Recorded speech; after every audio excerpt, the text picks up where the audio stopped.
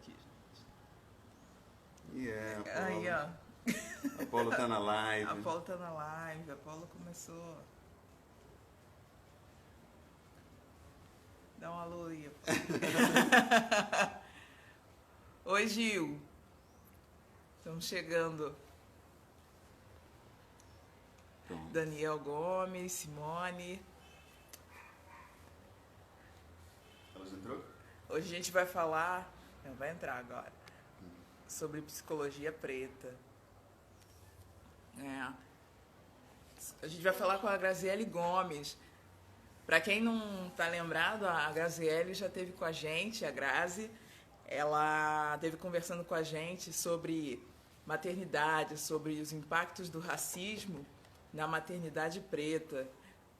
Olha, e aí foi muito interessante, a gente conversou, foram quase 2 horas de troca, e aí quando acabou a gente já queria mais, e aí ela falou, não, vamos voltar e vamos falar sobre psicologia preta. Eu disse, nossa, esse tema é interessantíssimo, importantíssimo para discutirmos, para que seja uma live muito enriquecedora para a gente aprender e trocar hoje. Então, daqui a pouco a Grazi vai estar com a gente, conversando sobre esse tema. Podem mandar as perguntas, como sempre eu falo, né? Para a gente conversar, para todo mundo participar. Não é só eu e a Grazi, é todo mundo participando, todo mundo colocando suas opiniões, suas experiências, o que leu, o que já conhece, falando também o que não conhece, tirando as dúvidas. Ô, Gil, já vi aqui, o João tá mandando um beijinho pro Apolo. Ele falou que o Apolo é um amiguinho dele. Aí, Apolo, o João tá mandando um beijo pra você. Aí, o Apolo recebendo um beijinho do John. Não chora não, Apolo.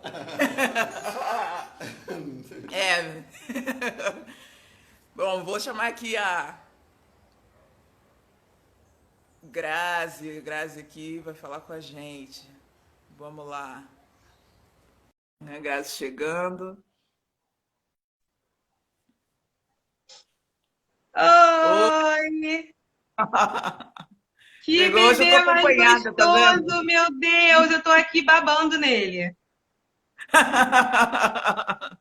Hoje eu tô aqui com os dois. Eu quero apertar a bochecha dele.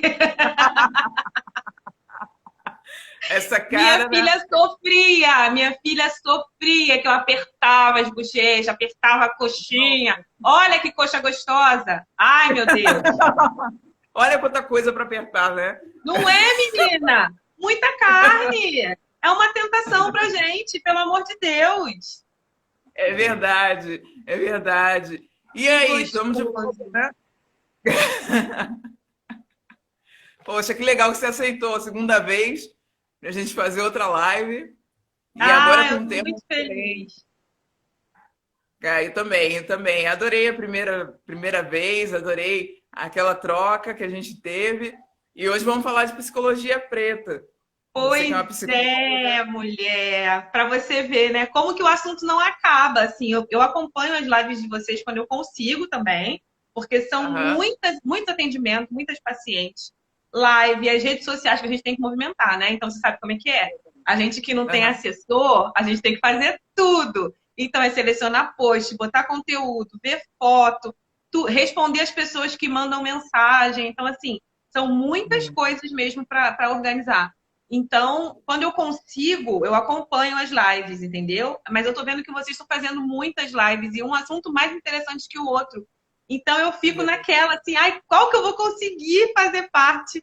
E estou muito feliz por estar hoje aqui falando desse assunto que eu considero tão importante para gente e que muitas pessoas não conhecem e eu conheci ano passado. Então, assim, eu me formei em 2000 e...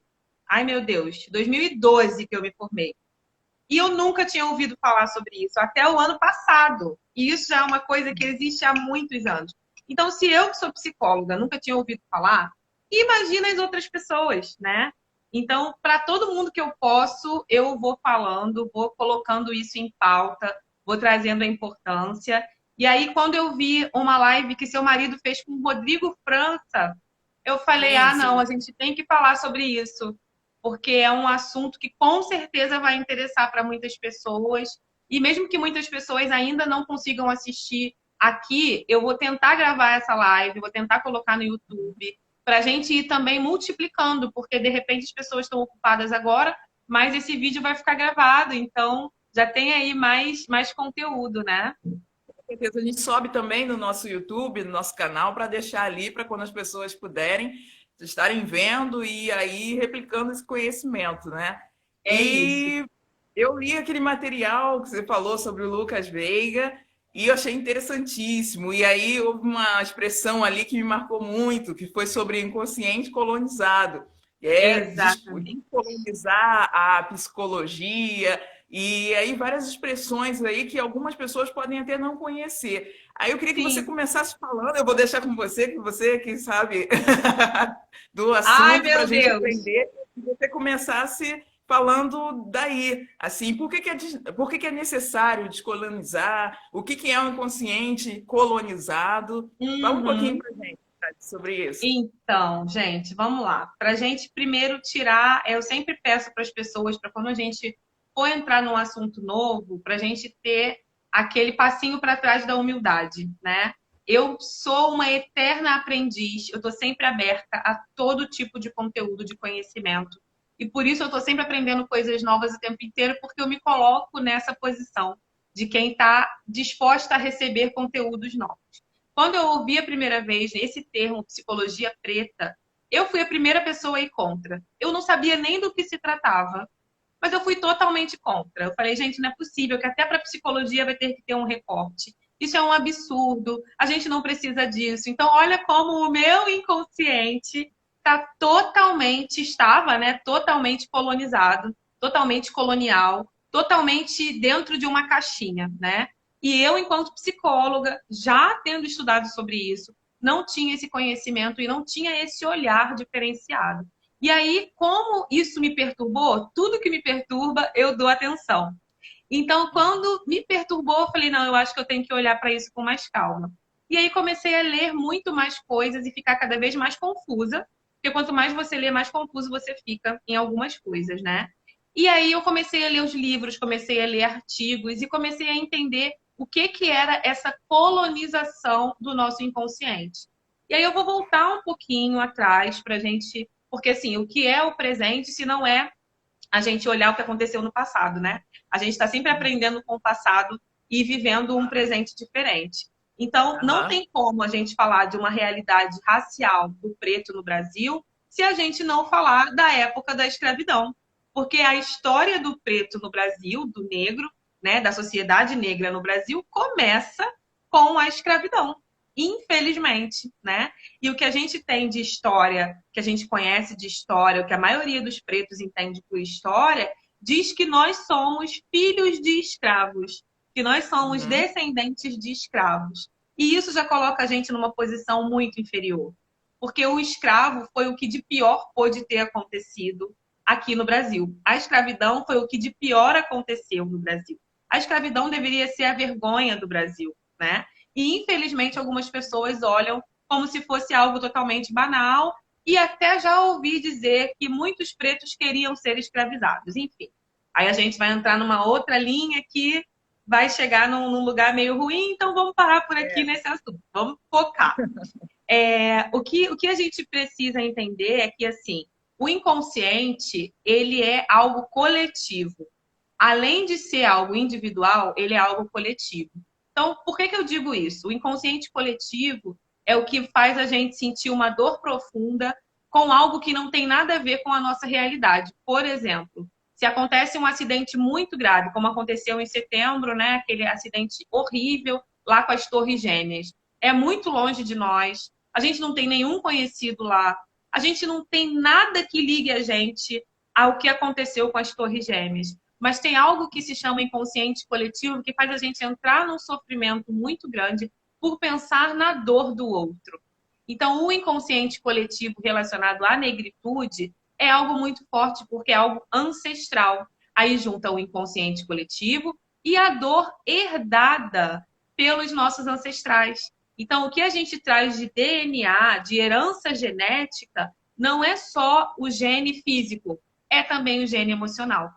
Então, quando eu falo que eu entendo a dor de quem passou pela escravidão, não é que eu entenda, eu tenho essa dor em mim, inconscientemente falando. Essa dor é algo que eu herdei. Então, quando a gente fala de escravidão e dói, quando a gente vê as fotos, quando a gente lê sobre isso e a gente sente uma dor, até uma dor física mesmo, não é algo, você está imaginando, nossa, como você é sensível. Não, é uma herança ancestral. Então, olhar para isso e entender que é uma herança, porque a gente está falando de 100 e poucos anos atrás só. Isso são 4, 5 gerações. Então, parentes nossos passaram por isso nessa terra que a gente mora. E isso é algo muito real. Lá, né? Exatamente. De alguma maneira, a gente estava lá porque era um parente nosso. Mas quem era? Não sei. Mas eu converso com meu avô, a avó do meu avô foi escrava. Então, não está tão longe assim. Quando a gente pensa que são 3, 4 gerações antes da gente, tipo, daqui a 3, 4 gerações, se bobear, eu posso conhecer a filha da minha filha, a neta da minha filha. Eu posso ter uma bisneta e eu já sou a 4ª geração dela. Então, não está tão longe quanto a gente imagina. Então, vamos supor, quando a gente leva isso para o lado físico, é mais fácil de entender. Vamos supor que eu tenha uma herança genética de ter uma alergia, um problema dermatológico. Se eu caso com alguém que também tem algum tipo de sensibilidade dermatológica, possivelmente nossos filhos vão ter esse problema.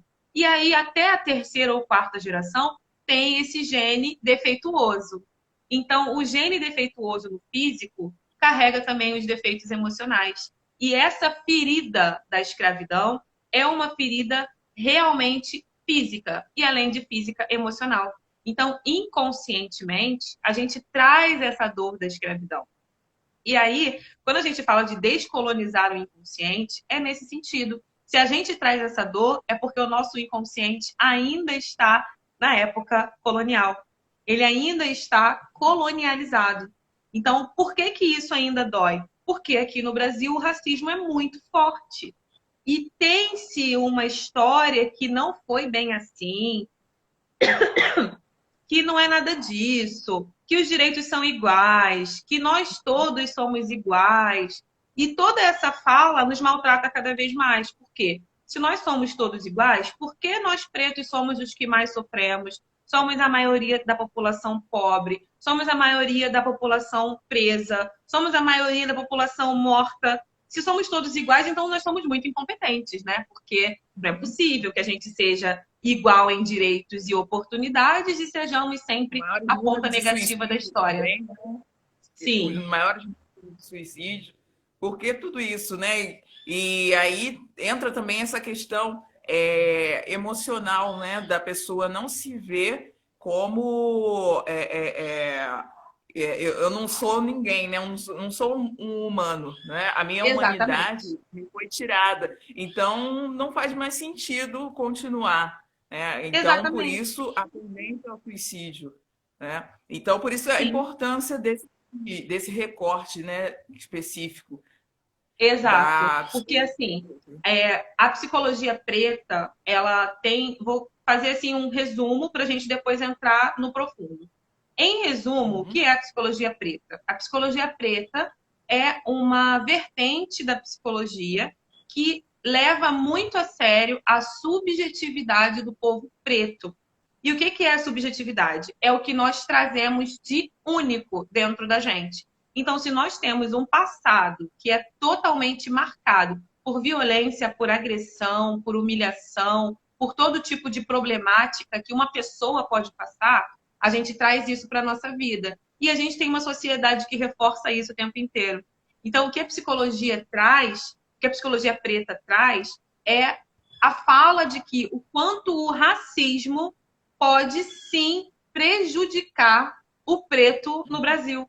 Porque o preto que passou pelo processo escravo, ele ainda até hoje tem resquícios dessas questões da escravidão.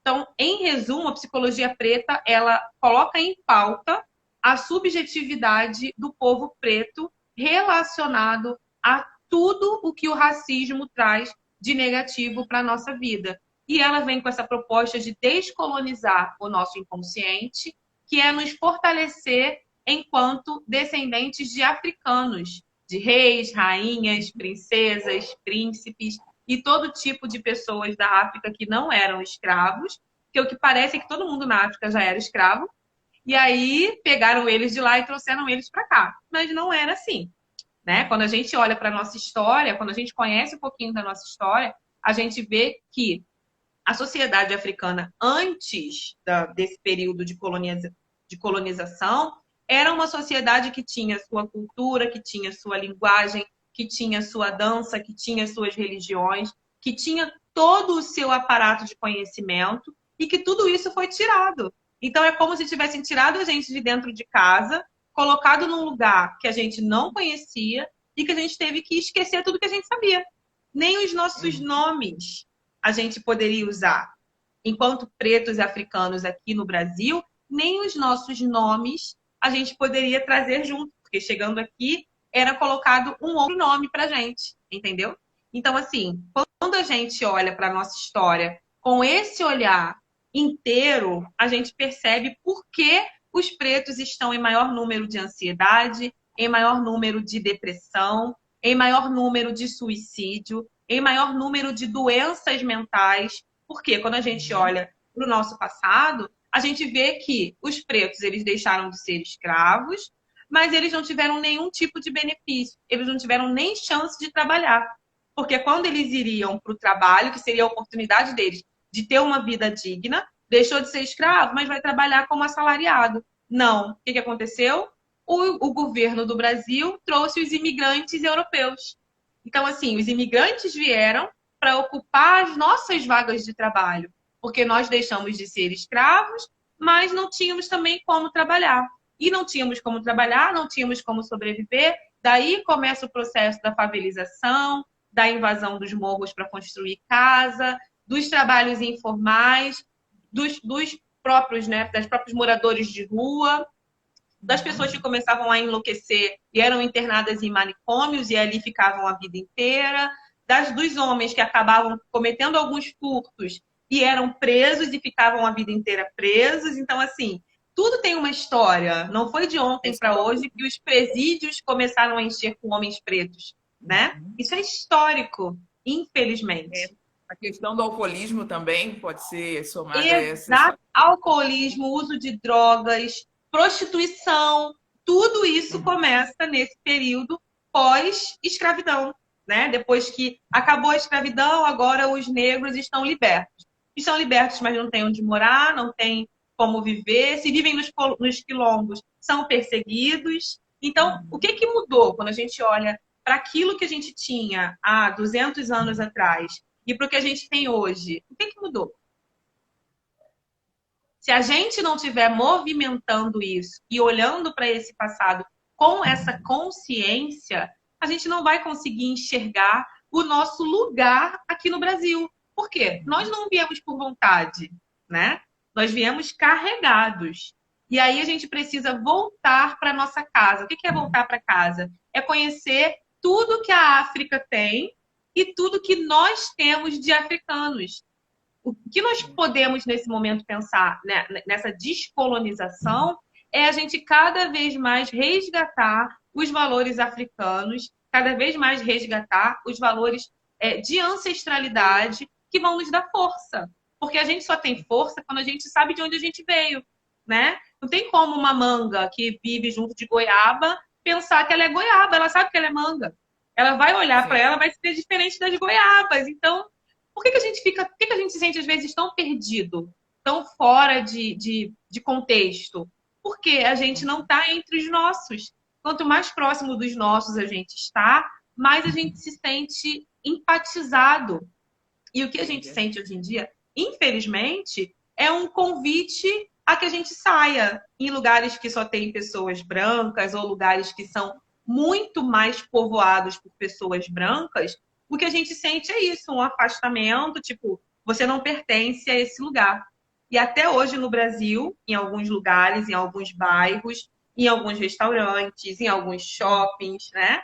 A gente percebe que nós não somos bem recebidos. Então, o que é voltar para casa? É voltar para dentro. É olhar dentro de você, é conhecer a sua origem, é olhar para esse inconsciente que te machuca porque porque ainda traz a dor do período de escravidão, e olhar para essa sociedade que, infelizmente, não entende o quanto o racismo pode prejudicar aos pretos aqui no Brasil. Então, resgate, prestar né? atenção. Oi? É um resgate, na Exatamente. verdade, É um da resgate. subjetividade. Resgate da Porque isso tudo subjetividade. já está dentro da gente. Isso tudo já está conosco. Não é algo que a gente vai criar. Então, o que a psicologia preta fala não é de uma criação de nada. Tudo que a psicologia preta fala já existe. A gente só precisa parar para olhar. Quando a gente para olhar para isso, a gente vê que faz todo sentido.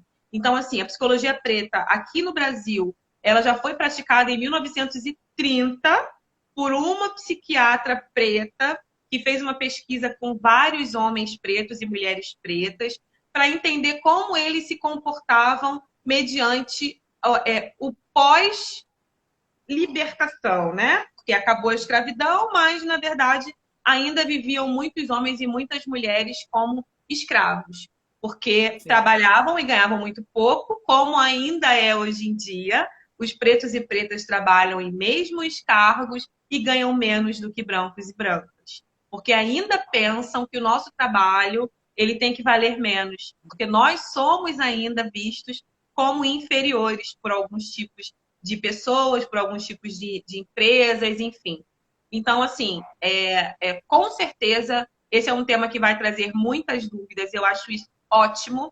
E eu vou dizer para vocês, eu vou deixar depois assim, os nomes dos livros, das páginas para vocês pesquisarem, para vocês entenderem mais.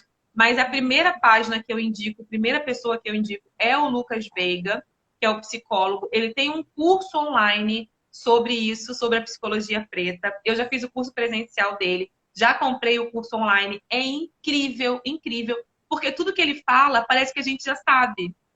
Você viu o vídeo dele, não viu? Você assistiu o vídeo? Não é impressionante você ouvir ele falando? Porque parece que é de verdade um retorno. Porque parece que tudo que ele está falando ali em algum lugar nosso, a gente já conhece. Então não é uma Sim. novidade. As coisas que ele diz são coisas muito simples e que são processos internos que precisam ser cuidados. Essa é a questão. Então, eu, infelizmente, já tive algumas pacientes pretas que falaram para mim, Grazi, eu tenho já tive uma outra psicóloga, mas quando eu falava questão de racismo, ela dizia, não, isso é perseguição sua, você está cismada.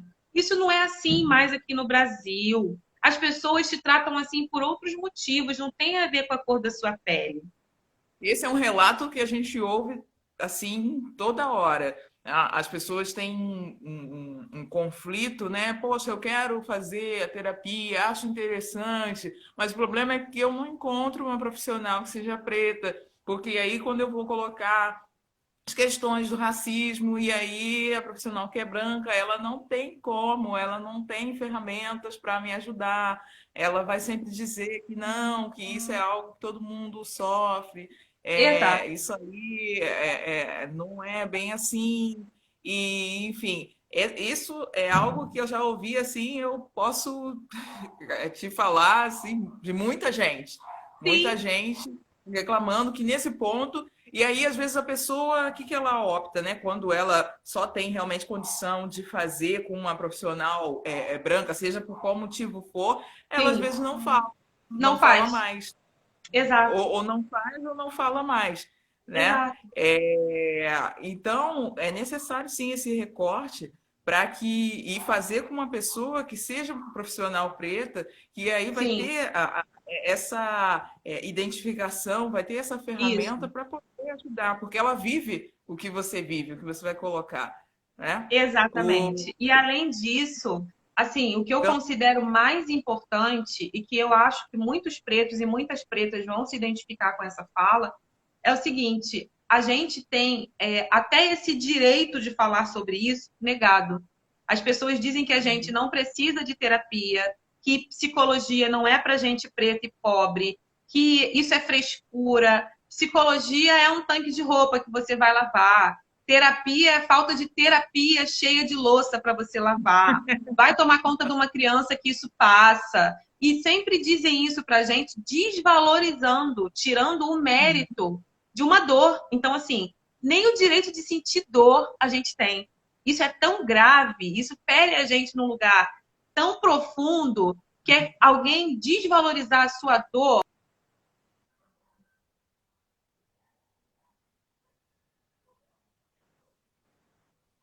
Voltou, voltou. Então, Agora assim, voltou. você desvalorizar a sua dor é o que de mais triste podem fazer com você. Porque eu digo sempre para as pessoas, por mais que eu não entenda a sua dor, por mais que eu não sinta a mesma dor que você, eu acredito que você está sentindo essa dor. E se você está sentindo essa dor, a gente tem que ir nela, porque a gente só vai curar quando a gente entender aonde dói e por que dói. E o racismo é a Sim. maior dor que a gente carrega. E é diário. Ninguém precisa dizer na sua cara, te chamar de macaca, te chamar de preta, te chamar de vagabunda, nada disso. Quando a pessoa olha para você e a pessoa é racista, você sabe. Ninguém precisa te falar nada.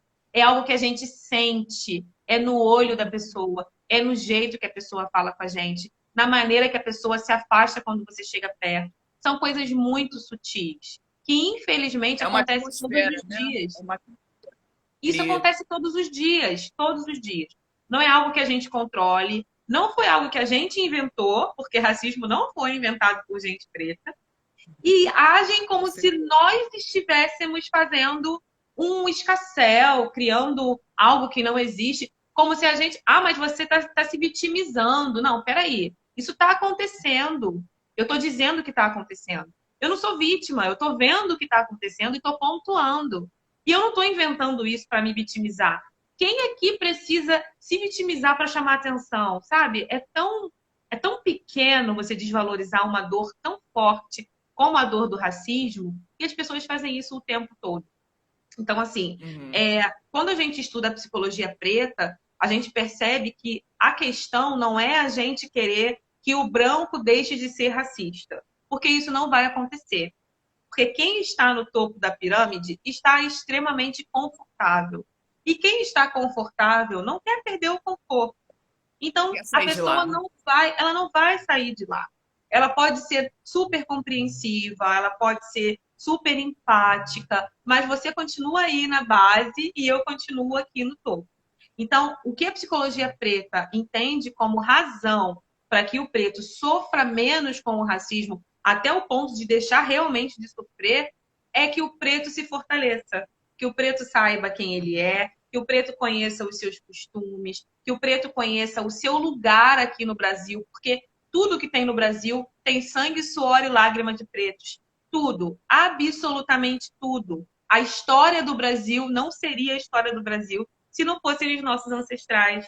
Então eu tenho muito orgulho de ver aí os monumentos, os grandes prédios, a Ponte Rio-Niterói, porque mesmo não sendo escravizados, muitos homens pretos morreram naquela construção. Então, assim, muitas pessoas perderam parentes porque estavam ali no meio dessa construção. Então, todos os prédios do Rio de Janeiro, de São Paulo, da Bahia, Salvador, enfim, aqui no Brasil, o que tem de mais antigo tem sangue preto. Tem sangue, suor e lágrima de pretos. Então, não dá para a gente desvalorizar esse trabalho dos nossos ancestrais e nos colocarmos como menores, como inferiores. Então, o que traz realmente esse movimento da psicologia preta é a gente reconhecer o nosso lugar e a gente não querer ser embranquecido.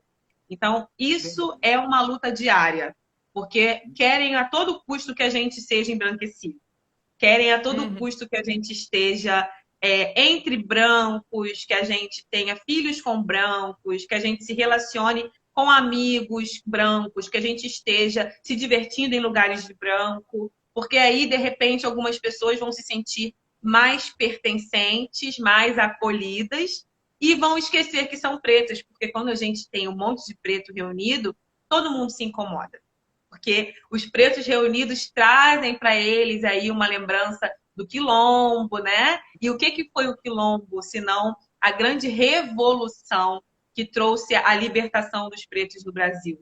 Então, isso de falar da gente descolonizar o nosso inconsciente é isso. Porque inconscientemente o que a gente traz de dor é que os pretos eram humilhados, sim, os pretos eram violentados, eram agredidos de todas as formas possíveis.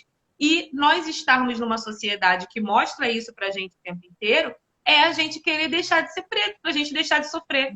Então, o que a gente precisa é pensar ao contrário. É entender que eles estão errados e que nós estamos aqui marcando uma presença porque a gente veio para quebrar essa eugenia, essa doença mental que colocava os pretos como os principais vilões do Brasil. Quando, na verdade, o Brasil só é Brasil porque os pretos vieram para cá e trabalharam e deram o sangue realmente, deram a vida para que esse país se movimentasse da maneira que se movimentou, né? Já tem pergunta? Eu falo muito, gente, deixar... Tem perguntas aqui. Tem um comentário aqui muito interessante. O Luciano Ramos aí, de tudo que a gente está falando aqui, ele falou, fazer o caminho de volta para a nossa casa é dolorido demais. Socialmente não nos permitem. Tem isso. muito a ver com o que você falou. E tem uma pergunta. A Gil, ela perguntou assim, quais são as ferramentas que podemos utilizar para ressignificar as nossas dores? Olha, a primeira coisa é a gente compreender as nossas dores, porque dor dói. Não dá pra gente passar metiolate, botar um band-aid e falar, ah, não, não tá doendo não, tá tudo bem. Mentira, dói. Dói sim. Dói a gente olhar para uma sociedade que marginaliza tudo que é de preto, que diz que tudo que é de preto é feio, que compara a gente preta a gente suja. Uma sociedade que se compadece quando tem um branco mendigo, porque, nossa, ele nem parece mendigo. Então, o que isso quer dizer? Que todo mendigo deve ser preto. Uma sociedade que se compadece quando tem um menino de rua branquinho, do olho azul. Nossa, mas esse menino nem deveria estar aqui. Então, o que quer dizer? Que os flanelinhas precisam ser pretos. A sociedade coloca a gente o tempo inteiro, subjetivamente, sutilmente, nesse lugar. Então, o que a gente precisa entender é o que está doendo em você. Porque depois que a gente entende o que dói, a gente consegue ressignificar. As técnicas para ressignificar são conhecer a sua origem, reconhecer a sua beleza e resgatar a sua força interior. Quando você resgata a sua força, quando você se olha no espelho, você se vê como uma mulher preta, linda, do jeito que você é. Ah, mas eu tenho um nariz imenso. Ah, mas eu tenho uma boca grande. Imenso e grande relacionado a quê? Porque se for comparado a traços eurocêntricos, europeus, se a gente comparar com os nossos ascendentes, tá tudo ok, todo mundo era assim. As pessoas são assim, os traços negroides são dos africanos e também tem alguns países africanos que tem pessoas de cabelo louro, tem pessoas de cabelo ruivo, tem pessoas com o nariz totalmente afilado. Então, assim, a África, ela não é um país, ela é um continente imenso, com muitos países. E a gente não sabe de que lugar a gente veio, porque vieram pretos de todo o continente africano. Então, quando você se compara com algo de um branco para dizer que o que é seu é feio, é inferior, é porque você está ainda longe das suas raízes. Então, essa dor que dói em você não é uma dor sua. Primeiro, é uma dor da sua ancestralidade. Segundo, é uma dor imposta socialmente para você. Então, quando você se olhar, busca no seu olhar para você mesma uma aceitação e uma compreensão da sua história. Porque a gente não está aqui porque a gente está aqui. A gente está aqui, a gente é continuidade de uma história. Cada criança que nasce é continuação de uma história. Tem um pai e uma mãe, que tiveram um pai e uma mãe, que tiveram um pai e uma mãe. Então, a gente está aqui para dar continuidade a uma história. Como continuidade, entende uma árvore que foi ali plantada, dentro da árvore tem uma semente e cada fruto que aquela árvore der vão gerar novas sementes que podem ser plantadas e virar novas árvores. Então, sejamos nós as sementes positivas, mas a gente só consegue ter essa força quando a gente conhece a nossa história e quando a gente para de se comparar com a branquitude. Essa é a questão. Quando você fala em descolonizar o seu inconsciente, é você pensar, trazer realmente para a consciência essa dor. Porque para muitas pessoas essa dor ainda é inconsciente. E aí a pessoa vai querendo se defender dessa dor, entrando no processo de autodestruição. ela acha que ela não faz parte daqui, ela não se sente parte desse lugar, desse país, e ela vai querer se destruir para ela ir embora. Essa é a questão. A dor é tão profunda que muitas pessoas tiram a própria vida por conta disso. Então, entender essa subjetividade é a matéria aí da psicologia preta. Por isso que ela é tão importante. Olha só, perguntaram aqui, eu acho que as pessoas não estavam no início, quem foi que iniciou o estudo da psicologia preta? Você falou sobre uma psiquiatra e aí o pessoal estava querendo... Eu anotei o nome dela, gente, porque eu não me lembro. Eu sou péssima para nomes, mas vamos lá. Uma psiquiatra de São Paulo chamada Virgínia Bicudo, em 1930. Ela foi a psiquiatra que também era psicanalista e ela trouxe a psicanálise para o Brasil através dessa pesquisa que ela fez com esses pretos e pretas de diversos meios sociais. Isso em 1930.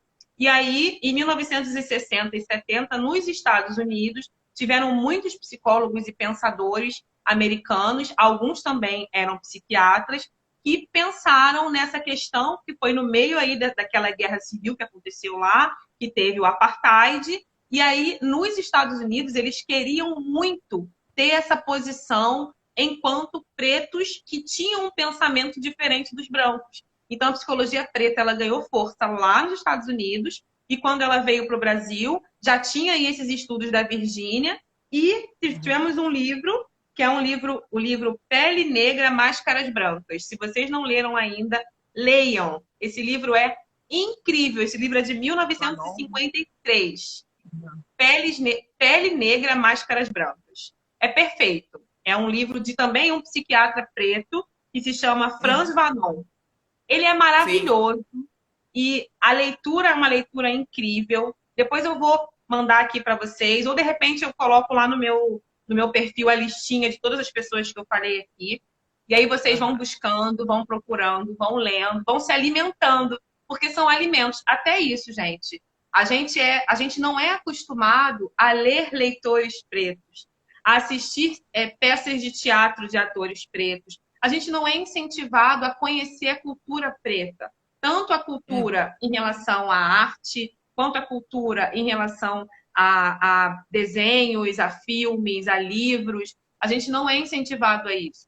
Então, quanto mais a gente se alimentar e se inteirar da comunidade preta, mais a gente se sente em casa. Então, essa é a maneira realmente da gente se aquilombar. Uma palavra maravilhosa da psicologia preta também, e fala sobre esse sentido de estar junto. Porque, por exemplo, se eu tenho uma paciente que chega no meu consultório e quando eu atendo ela vê que eu sou preta, na hora tem uma ligação entre nós duas. Na hora. Eu não preciso falar nada, ela não precisa falar nada. A gente sabe que tem ali uma conexão. Existe uma conexão, uma história.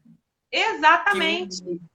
Sem a gente precisar falar nada, é uma coisa automática. Assim como hoje em dia, quando eu vou em médicas, que eu não sei quem são, e quando eu entro, eu vejo que é uma médica branca, eu tenho um afastamento. E eu sou muito sincera em falar isso. Eu não me sinto em casa, eu não me sinto à vontade. Porque a gente já tem medo do preconceito. A gente já espera o racismo. E esse esperar o racismo faz muito mal para a nossa subjetividade. A gente está o tempo inteiro na defesa. Exatamente. A gente está o tempo inteiro no movimento de defesa, no movimento de proteção. E não necessariamente precisa que isso aconteça. Por quê? Porque se a gente está entre pretos a maior parte do tempo, a gente está à vontade. Então, essa é uma proposta também para a gente sentir menos dor. Primeira proposta, não querer convencer branco a deixar de ser racista. Desiste, gente. De boa. Não perde sua energia, não perde seu tempo, não entra em debates, porque o tempo que você está ali debatendo, você está se desgastando, para no final você ouvir assim, ah, mas isso é vitimismo. E isso é porque os pretos têm mania de perseguição. Isso é ruim. Sim. Até para a saúde mental, a gente está falando aí de psicologia, isso é ruim. Totalmente. Totalmente. É um desgaste que te traz uma dor, porque você está ali falando algo que pra gente é tão na cara, que como que as pessoas não veem? Pelo amor de Deus, é um negócio que está na nossa cara. Está na cara de todo mundo. Mas não veem porque eles não estão na nossa pele. E é exatamente por esse motivo que eles não percebem. Mas aí, Olha, voltando. você falou sobre ter uma paciente negra que entra no teu consultório e você ser negra ali já ocorre um link entre vocês duas e aí teve uma pessoa que passou aqui e falou, olha, minha vida mudou quando eu fui fazer terapia com uma profissional preta. E é É realmente isso totalmente. aí, essa é a conexão, É né? totalmente diferente. Assim como, olha, eu vou falar uma coisa aqui para vocês, que vai ficar gravado e eu não tenho muita preocupação com isso, não, porque eu já falei isso em alguns lugares e eu tento falar novamente. Vou falar sempre que for necessário. Eu escolho se eu vou atender ou não pacientes brancos. Acho que isso tem que ficar muito claro para algum paciente branco que me procure. Por quê? Se eu estou no meu consultório e algum paciente branco entra e ele se assusta quando me vê, ou ele pergunta para mim se a psicóloga já chegou, por exemplo, isso já aconteceu. Eu estar de jaleco, meu jaleco é branco, tenho meu nome escrito, psicóloga Graziele Gomes, e as pessoas me perguntarem: ué, mas a psicóloga está aí? A psicóloga já chegou? É aqui que tem uma psicóloga? E eu sou a psicóloga de jaleco, com o nome escrito. Então, assim, eu posso escolher não atender essa pessoa? Posso. Porque eu não tive inicialmente aquele primeiro encontro com essa pessoa, não foi um encontro positivo para mim. Então, eu não considero que eu tenha esse distanciamento necessário se naquele primeiro momento eu já não empatizei. Então, para o melhor daquela pessoa, eu não vou estar inteira fazendo o atendimento dela. Então, eu prefiro não atender. Entende? Então, assim, isso nunca vai acontecer com paciente preto, por exemplo, porque a empatia é automática. Eu nunca tive isso com pacientes pretos, de se assustarem. Nossa, mas você é negra. Nossa, mas tem psicóloga negra? Já me perguntaram isso em alguns lugares. Mas existe psicóloga negra? Falo, existe. Existe muitos. E vão existir cada vez mais, porque nós estamos aí entrando nas universidades, estamos aí estudando bastante, conhecendo sobre a nossa história, né? Então, isso faz toda a diferença. Faz toda a diferença na nossa construção mesmo dentro da nossa mente. E é o processo de descolonização. Estou vendo aqui que estão O encontrando o Luciano livro, né? O Luciano ele perguntou, você falando aí sobre os psicólogos que vão existir, que existem, há um movimento de psicólogos e psicólogas pretos e pretas? Existe algum movimento?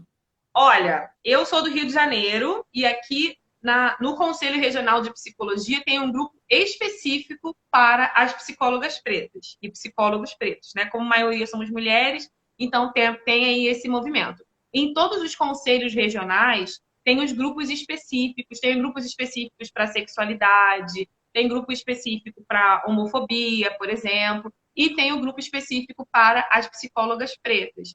Mas estamos aí entrando com algumas medidas para pedir, para exigir, na verdade, que as universidades tenham essa matéria da psicologia preta como conteúdo, de grade mesmo obrigatória, porque isso não existe em nenhuma universidade. Tanto que eu estudei durante 5 anos e nunca nem ouvi falar nesses estudos que eu estou tendo agora.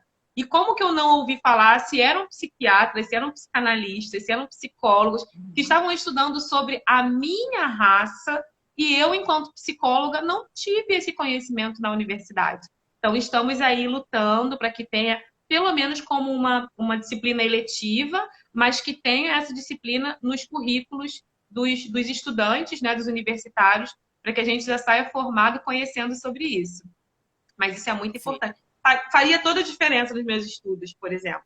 Para mim, se eu começasse a estudar agora e tivesse essa visão, nossa, seria totalmente diferente na minha formação. Mas nunca é tarde, né? Então estamos agora nos movimentando para que cada vez mais isso entre. Gente, uma outra dica de livro, já que vocês estão aí anotando, é o livro da Neuza Santos Souza, que foi em 1983 que ela lançou esse livro. E o nome do livro é Tornar-se Negro. Esse daí acho que todo mundo já ouviu falar em algum momento. É um livro Eu vi que falou, incrível. né, É no incrível. texto. Esse livro é incrível. Assim, eu não tenho nem muito o que dizer, porque a Neuza, infelizmente, assim, é uma mulher tão incrível, era uma mulher tão tão maravilhosa, mas ela se suicidou. A história dela foi de um suicídio. Então, para vocês entenderem o quanto esse tipo de agressão, esse tipo de violência atinge a gente em tantos lugares que mesmo uma mulher totalmente estudiosa, uma mulher totalmente consciente do que estava acontecendo, não deu conta de suportar essa barra que é o racismo. E ela morreu tem pouco tempo, acho que foi em 2007 ou 2008, se eu não me engano. O livro dela já tinha feito muito sucesso, é um dos livros mais maravilhosos que eu já li e indico para todo mundo, é Tornar-se Negro. Ela fala sobre todos os passos. Pediram para repetir porque parece que o som cortou quando você falou sobre o livro. Tornar-se Negro, da Neuza Santos Souza.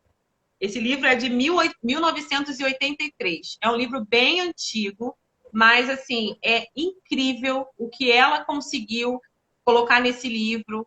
Ela fala passo a passo. Inclusive, tem uma página aqui no Instagram. O nome dessa página é Desmentindo a História Branca. Desmentindo a História Branca. É incrível. É o trabalho da Alessandra Eduardo, que é uma mulher maravilhosa, que pegou esse livro, inclusive, e ela destrinchou o livro todinho. Ela foi falando capítulo a capítulo, o que ela entendia de mais interessante, trazendo para exemplos atuais, colocando situações. Maravilhoso, incrível, também super indico. Então, ó, estamos caminhando, dando várias indicações, hein? Peguem aí, depois a gente escreve de novo, depois eu ponho nos comentários, porque a gente precisa se apegar em conteúdos que tragam para a gente verdades. Chega de ler que a gente é filho de escravo, gente, pelo amor de Deus. A gente não é filho de escravo, a gente é filho descendente de pessoas negras muito fortes, de homens e mulheres negros resistentes, e que se hoje nós estamos aqui como pessoas pretas, é porque nós olhamos para eles e temos que nos referenciar a história deles aqui nesse país. Porque o projeto de eugenia, né, que teve aqui no Brasil foi o mesmo projeto que teve na Argentina e que hoje na Argentina quase não tem pessoas pretas. Mas como o Brasil é imenso e a quantidade de pretos que veio para cá era muito grande, e os pretos, graças a Deus, ainda estão se reproduzindo entre si, né, para a gente continuar mantendo aí a nossa descendência, então nós temos esse projeto de continuar vivos. E essa é a nossa missão. Temos que permanecer vivos para que a nossa identidade permaneça presente. Porque estar presente nesse mundo não é só estar vivo. A gente, enquanto pessoas pretas, somos políticos. A gente não precisa falar nada. Estar vivo e ser preto nesse Brasil é fazer parte da política.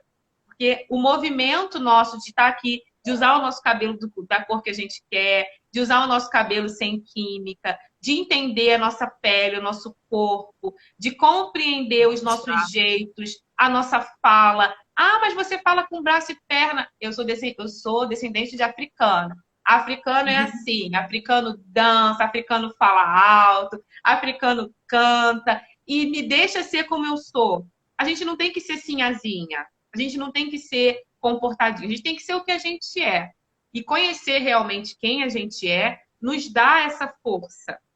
Então, vamos cuidar mesmo de voltar para as nossas origens e entender quem nós somos. Eu acho que isso é uma tarefa difícil, mas é a nossa tarefa diária, é o nosso compromisso diário mesmo. O Grazi, queria saber agora, por exemplo, você estava falando sobre a psicologia preta, você veio falando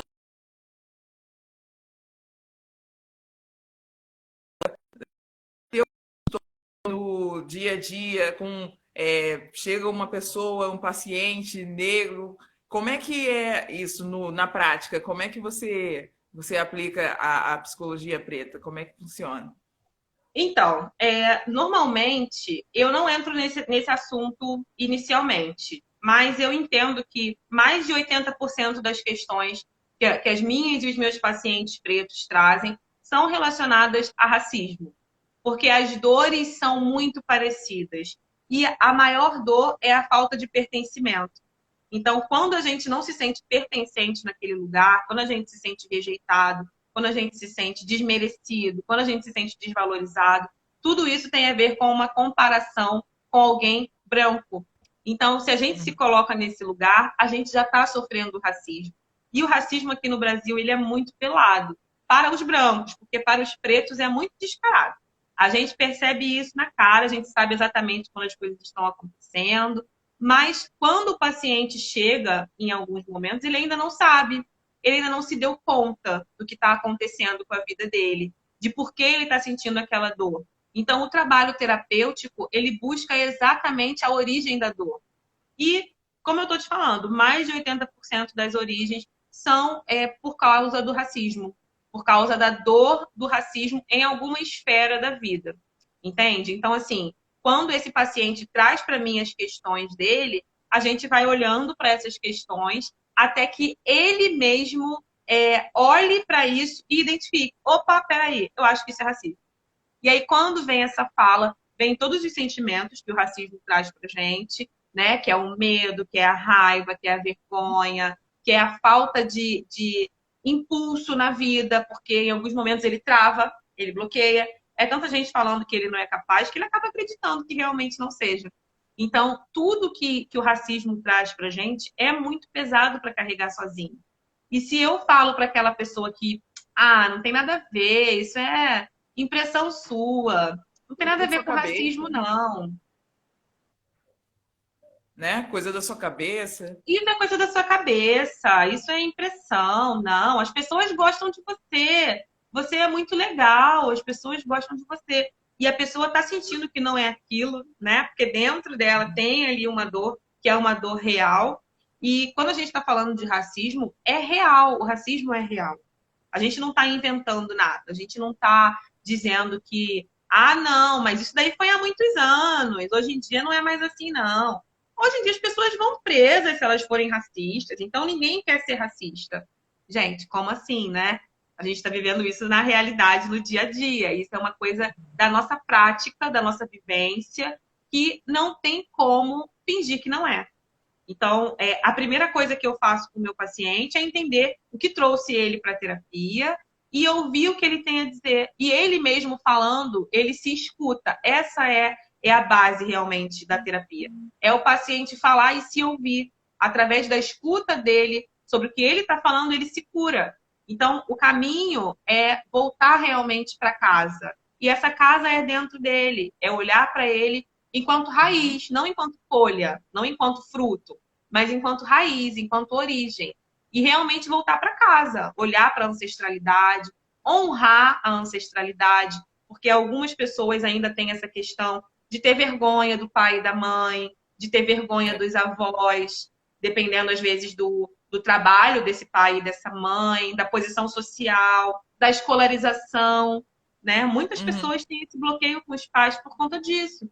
Porque, mas o meu pai ascendem, né, alguma posição social e aí Exato. a pessoa olha para trás e tende às vezes a desvalorizar esse ancestral, né? Sim, exatamente. E quanto mais a gente desvaloriza de onde a gente veio, mais a gente se desvaloriza, porque eu tô aqui porque eu sou metade pai, metade mãe. Se eu tenho vergonha do meu pai, eu tenho vergonha de metade de mim. Então, como eu vou conseguir conviver com isso? Se é uma dor que está dentro de mim, e se aquele pai e aquela mãe estão aqui em mim, em tudo meu. Então, assim, é realmente voltar para casa, é olhar para esse processo todo que o racismo tende a fazer com o nosso inconsciente e trazer para a consciência a nossa força ancestral. Quando a gente traz isso para a mesa, a gente olha e fala, cara, eu não tenho por que me envergonhar. A minha ancestralidade é maravilhosa, tudo que eles fizeram por esse país é o que deixa esse país em pé. Porque você vê até hoje, a classe trabalhadora majoritariamente é preta. E por que o Brasil caminha tanto? Porque os pretos continuam fazendo que ele caminhe, né? Então, assim, se a gente tivesse hoje um outro tipo de governância, até de militância mesmo, com essa consciência, as coisas teriam um outro caminho, de repente, né? Mas aí é um processo mesmo de abrir a mente, de expandir a mente. Gente, estou preocupada com a hora. Quanto tempo a gente tem? Olha só, vamos ver aqui quanto tempo que a gente tem aqui. Eu acho que a gente tem ainda 10 minutos. E ainda temos para falar. Acho que Beleza. 10 minutos. Por mim, eu faço outra, tá? Se você não estiver ocupada, a gente entra de novo. Tá, vamos indo aqui. Tem Sim. uma pergunta que chegou aqui, Tami. Tami está dando boa noite para gente. Boa Ela falou noite. se a gente já tinha falado sobre síndrome da impostora na população negra, se a gente já tinha comentado sobre isso, a síndrome da impostora, do impostor na população negra. O que seria isso, Grazi? Você sabe? Assim, eu já ouvi falarem, né? Síndrome do Mas eu queria que impostor. você falasse. Do impostor da população negra. Você já Olha, ouviu falar eu já sobre ouvi falar sobre isso, mas eu vou ser bem sincera. Eu não faço ideia do que se trata. Eu já ouvi Então, falar, mas eu não sei exatamente do que se trata. Acredito que tem a ver com essas questões da pessoa não se aceitar, mas não sei ao certo, assim, não sei definir o que é e como começou. É realmente algo que eu não conheço.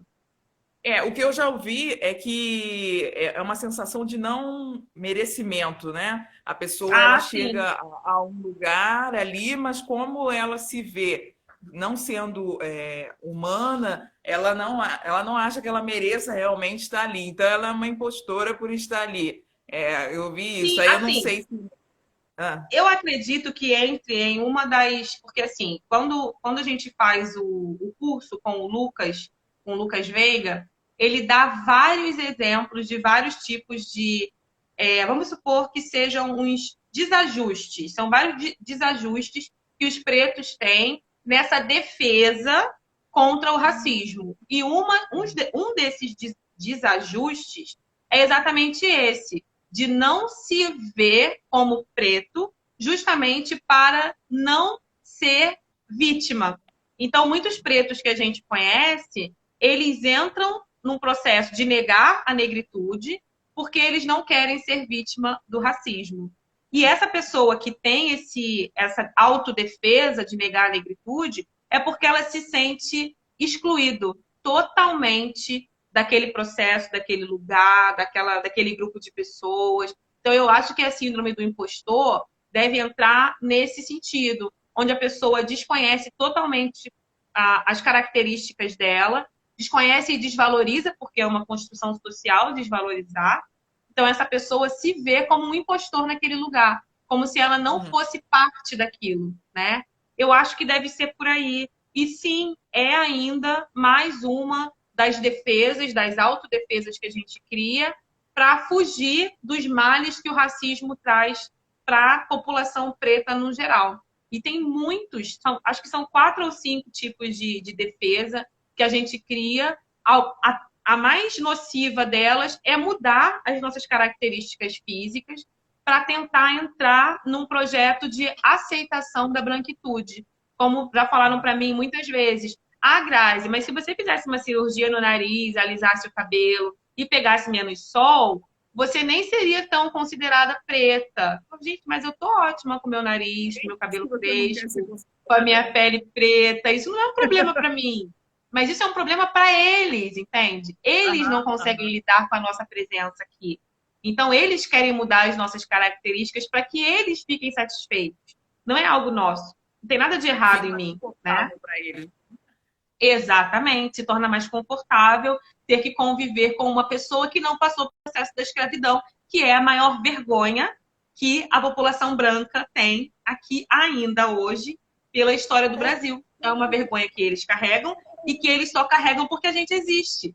Então, se a gente for cada vez menos preto, é mais fácil eles carregarem, né? Esse peso. Eu quero apertar essa criança. Só isso que eu tenho que te dizer. Ainda bem que está do outro lado da tela. Senão ele já estava sem bochecha. Meu Deus do céu.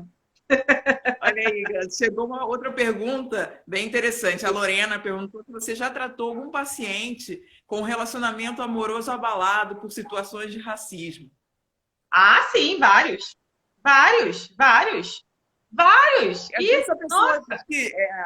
Olha só, tem 20 segundos, tá? Vai terminar essa, aí eu vou abrir outra para a gente continuar respondendo essa beleza. pergunta, tá?